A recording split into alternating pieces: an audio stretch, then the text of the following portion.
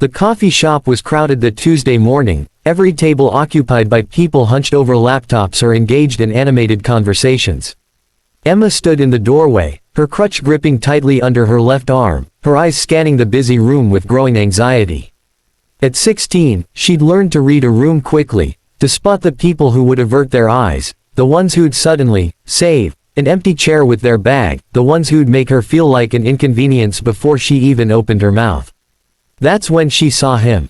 A man in his early 30s sat alone at a corner table, his dark hair slightly disheveled, his eyes fixed on a worn paperback novel. But what caught Emma's attention wasn't the man himself, it was the empty chair across from him, gloriously unoccupied, and the way he seemed genuinely absorbed in his book rather than performatively busy like so many others.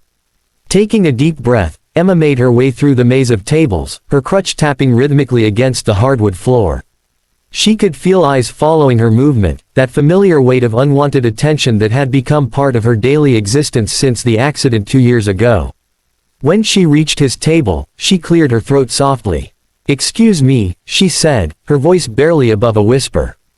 "Can I sit here?" The man looked up, and for a moment, Emma braced herself for the reaction she'd come to expect. The flash of discomfort, the awkward pause, the polite but firm excuse about waiting for someone. Instead, his face broke into a warm smile that reached his eyes. "Of course," he said, immediately closing his book and moving it aside. But he didn't stop there. He stood up, pulled out the chair for her, and waited patiently as she maneuvered herself into position, leaning her crutch against the wall. "I'm Michael, by the way." "Emma," she replied, feeling her shoulders relax for the first time since entering the cafe.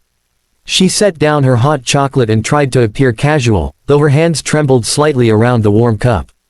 Michael returned to his seat and reopened his book, but after a moment, he glanced up with a curious expression. "I hope you don't mind me saying, but you look like you could use more than just hot chocolate. Have you had breakfast?" Emma felt heat rise to her cheeks. "I'm fine, really. I just needed somewhere to sit for a while." Michael studied her for a moment, his expression thoughtful rather than pitying. "You know what? I was just thinking about ordering their cinnamon rolls. They're absolutely massive, way too much for one person. Would you help me out by sharing one? I hate wasting food." It was such a transparent kindness that Emma almost refused out of pride. But something about Michael's genuine tone, the way he framed it as her doing him a favor rather than charity, made her nod slowly. "Okay. But only if you let me pay half." "Deal," Michael said, though Emma suspected he had no intention of accepting her money. As they waited for the food, uncomfortable silence settled between them. Emma found herself studying Michael covertly.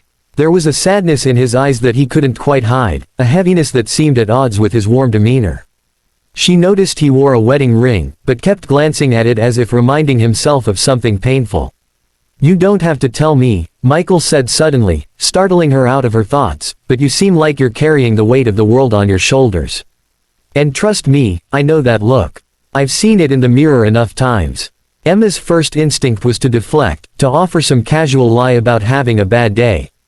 But something about this stranger's openness, his lack of judgment, made the walls she'd so carefully constructed begin to crumble. "I used to be a dancer," she heard herself say. "Ballet was my entire life. I was preparing for an audition with a prestigious company in New York when..."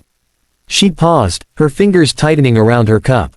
"Car accident. Drunk driver ran a red light. My left leg was crushed. They did everything they could, but eventually, they had to amputate below the knee." Michael didn't offer empty platitudes about everything happening for a reason or silver linings. He simply nodded, his expression one of genuine understanding. "And today is the day I'm supposed to get fitted for my prosthetic leg," Emma admitted, feeling tears prick at her eyes. "The appointment is in an hour. I've been circling this block for 30 minutes because I'm terrified. What if it doesn't work? What if I can never dance again? What if this is just who I am now, the girl with one leg who used to be someone?" "My daughter loved to dance," Michael said quietly, and Emma saw his eyes grow distant. "Lily. She was 7. She'd put on these elaborate performances in our living room, terrible choreography, completely offbeat, but performed with absolute conviction." He smiled at the memory, but Emma could see the pain etched into every line of his face. "Loved?" Emma asked softly, though she already knew. "Cancer. We lost her 6 months ago. Michael's voice cracked slightly, but he continued. My wife couldn't handle it. The grief was too much. She left 3 months after the funeral. So now it's just me, trying to figure out how to keep breathing when everything that mattered is gone.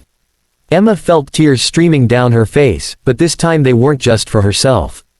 I'm so sorry. Here's what I learned from Lily, Michael said, leaning forward with an intensity that commanded attention. She never gave up. Even when the treatments made her so weak she could barely stand, she'd still ask me to put on music so she could move, even if it was just her arms, even if it was just her fingers dancing. She taught me that who we are isn't defined by what we've lost, but by how we choose to keep living despite it.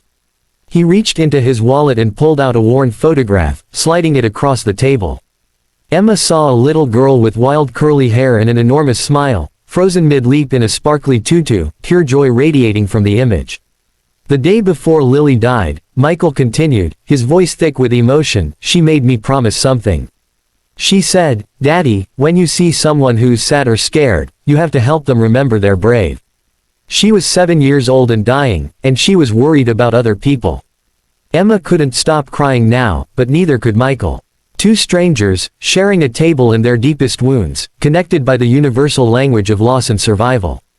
So here's what I want to tell you, Emma, Michael said, reaching across the table and gently taking her hand. You're not the girl who used to be someone. You're the girl who survived something that could have killed you.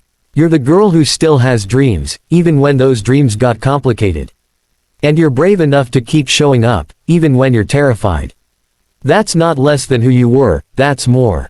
Emma squeezed his hand, unable to speak through her tears. The waitress arrived with their cinnamon roll, took one look at them both crying, and quietly set it down before retreating. I can't promise the prosthetic will be easy, Michael continued. I can't promise you'll dance the way you used to. But I can promise that you're stronger than you think, and that the story isn't over. Lily's story ended, and I'd give anything to change that. But yours is still being written. They sat together for another 30 minutes, eating cinnamon roll and sharing stories, Michael's memories of Lily, Emma's memories of dance. He told her about Lily's obsession with butterflies, how she'd insisted that when she died, she'd become one so she could still visit him. Emma told him about her first ballet recital, how she'd forgotten her entire routine and just spun in circles until the music ended. When it was time for Emma to leave for her appointment, Michael walked her to the door. You've got this, he said firmly. And if you ever need a reminder of how brave you are, you come find me. I'm here every Tuesday morning, same table, keeping a promise to my little girl. Emma hugged him tightly, this stranger who'd become something more in the span of an hour. Thank you, she whispered. For seeing me. For not looking away. Thank you, Michael replied, for reminding me why I need to keep showing up too. As Emma walked toward the prosthetics clinic, her crutch tapping a steady rhythm against the sidewalk, she felt different. The fear was still there, but it was quieter now, overshadowed by something stronger, hope, determination, and the knowledge that kindness from a stranger could change everything. She thought about Lily, about Michael, about the way broken people could help each other find reasons to keep going.